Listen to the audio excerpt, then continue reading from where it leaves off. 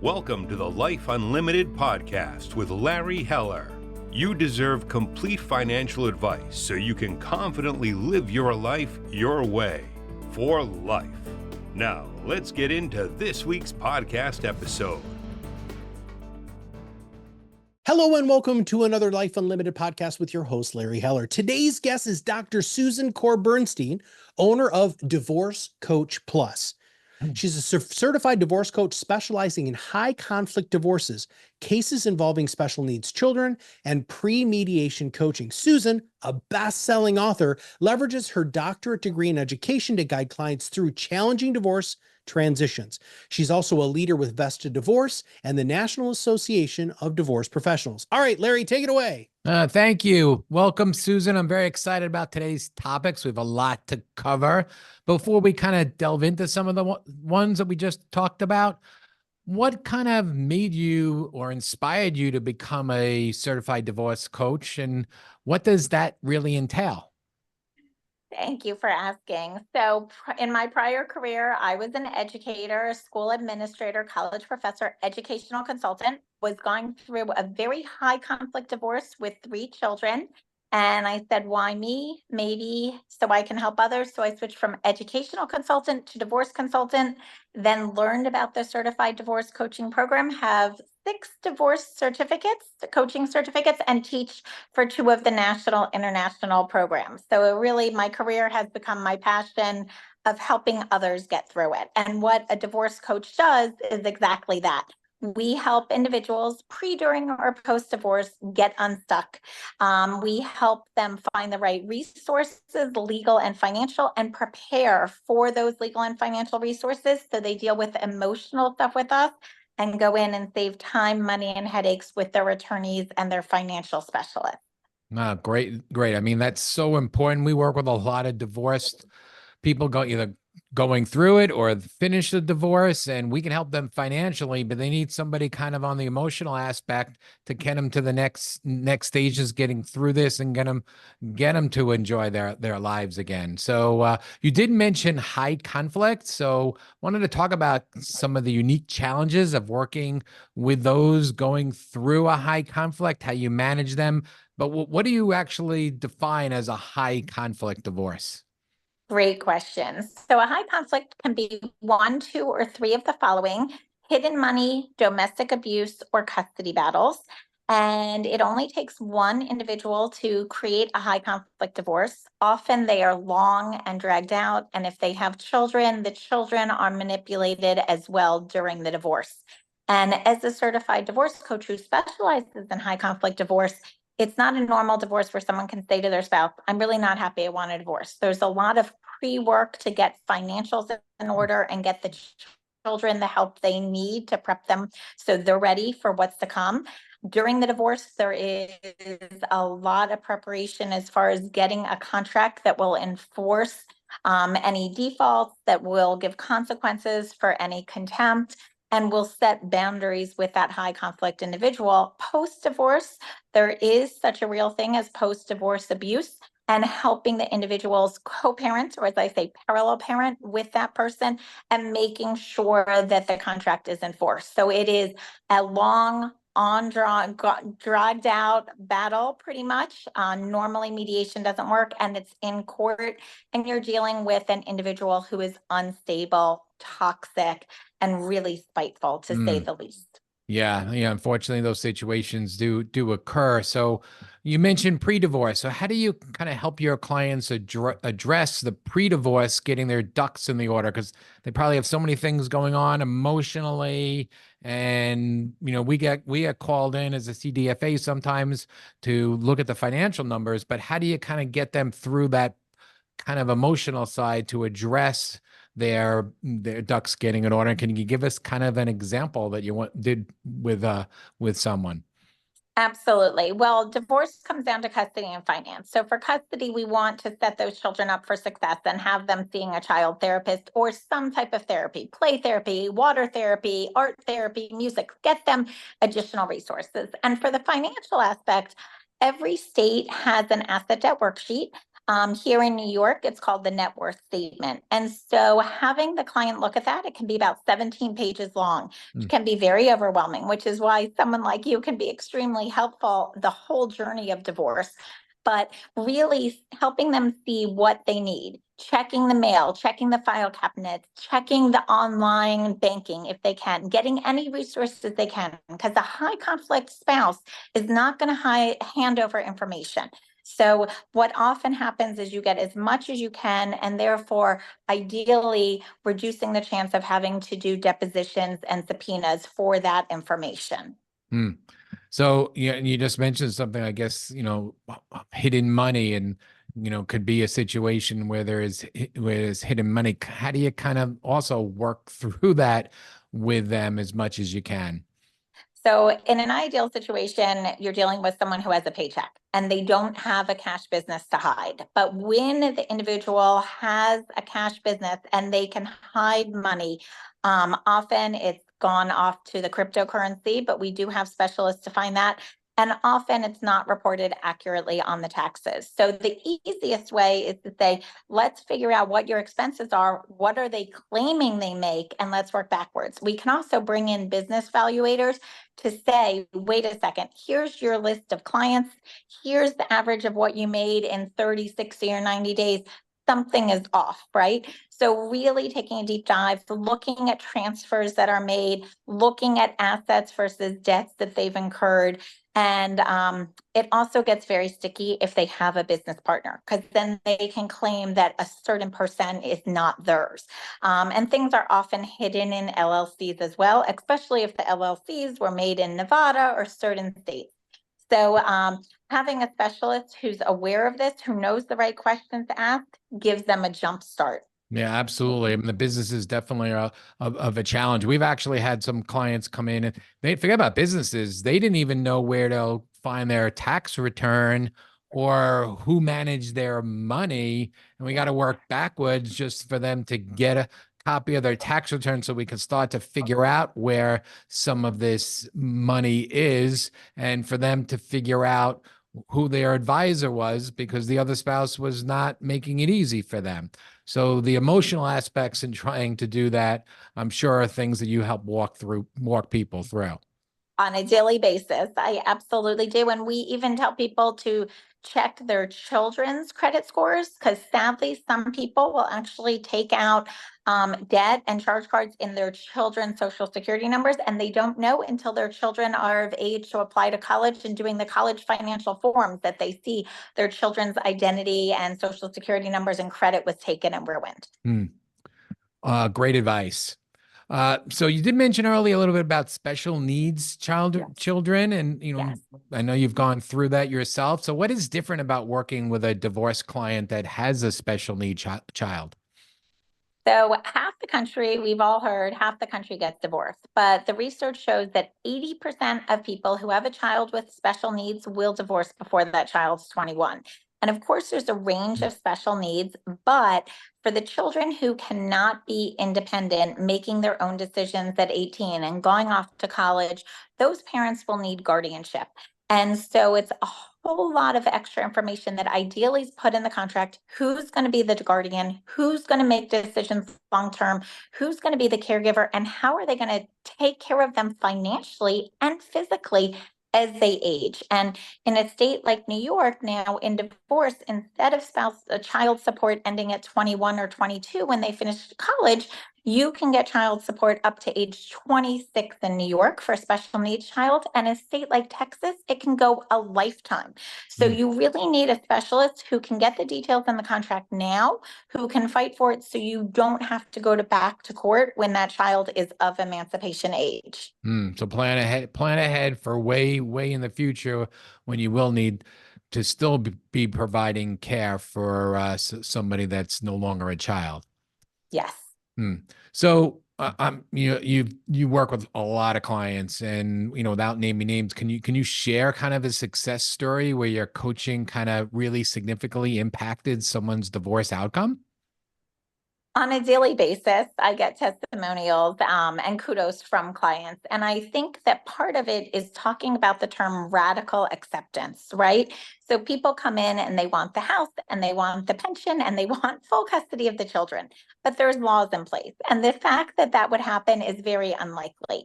So half of it is getting them to understand what is within the legal realm, right? Someone thinks, oh, they cheated on me, I deserve everything. Well, the law in New York does not care if someone cheated 1 or 100 times.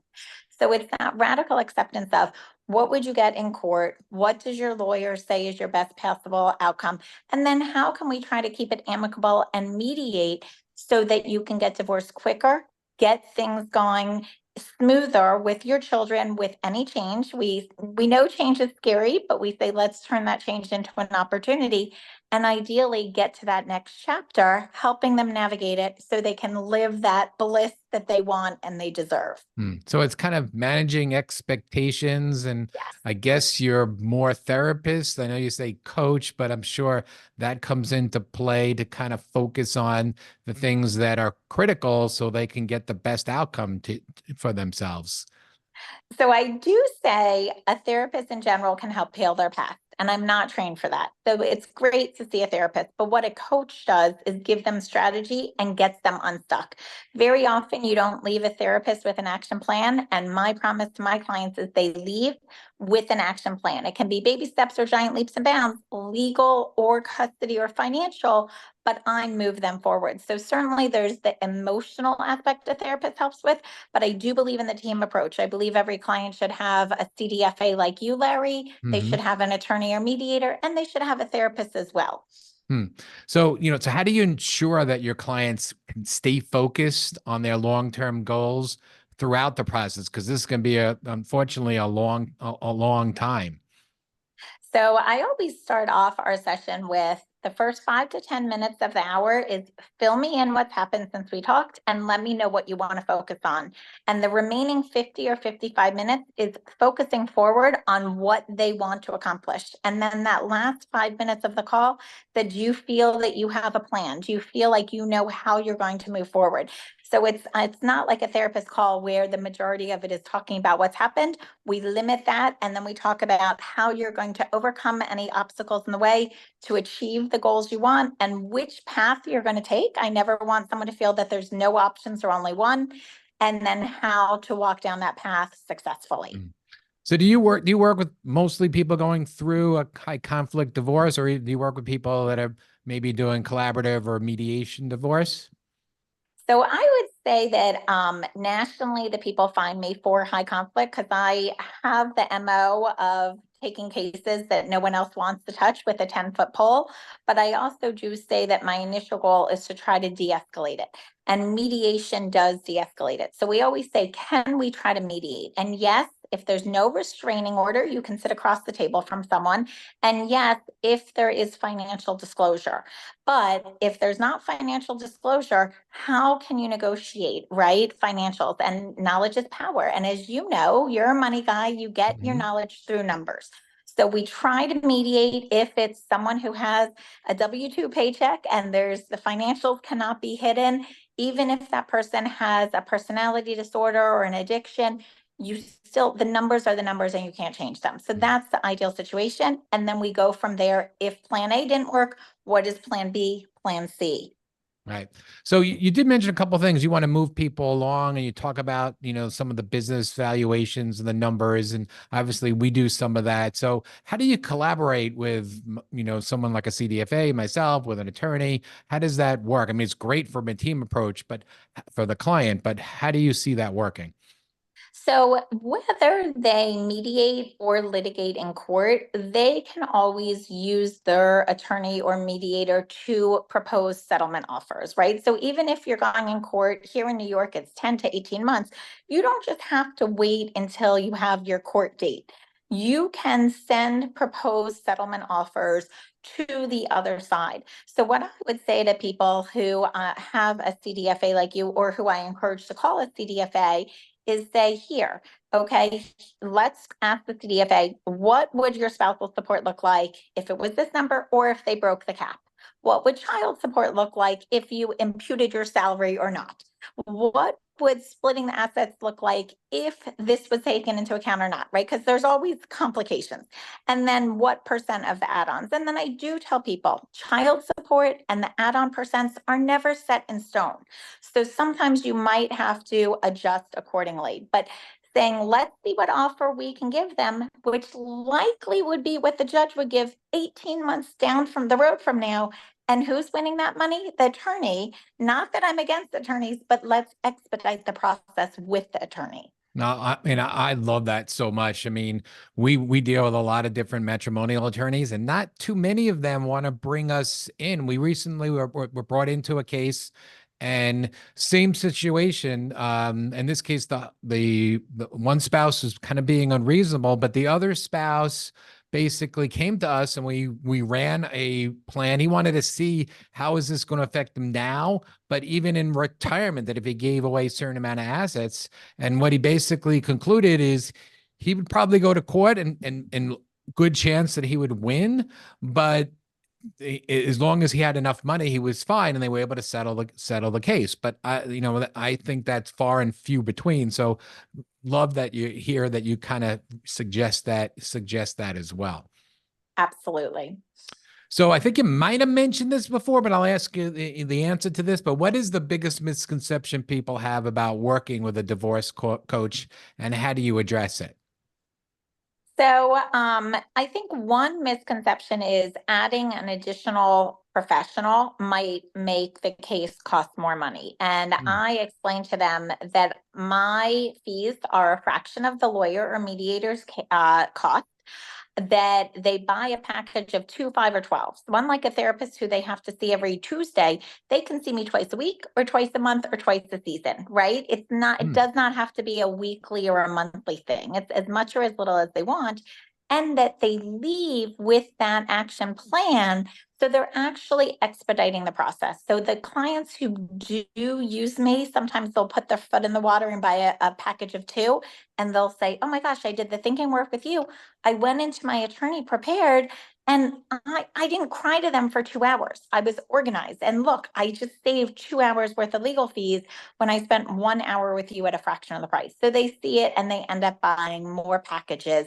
And then being there post-divorce as well, because the attorneys went to law school to deal with the legal, and a lot of the emotional stuff you can talk to an attorney about, and you'll pay their hourly rate, or your retainer will, go down, but they're not trained to help you. So using the right professionals in what they're trained to do.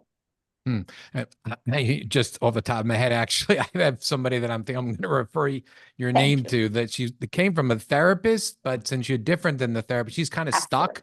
Yes. hasn't been able to figure out to actually go forward with the divorce. But I think maybe hiring you and talking with you may be beneficial. So we'll talk about that offline. Thank you. Well, and I always offer a confidential call that's non-judgmental. So they have nothing to lose, and it's complimentary, right? So they only can walk away with some more information that will be helpful.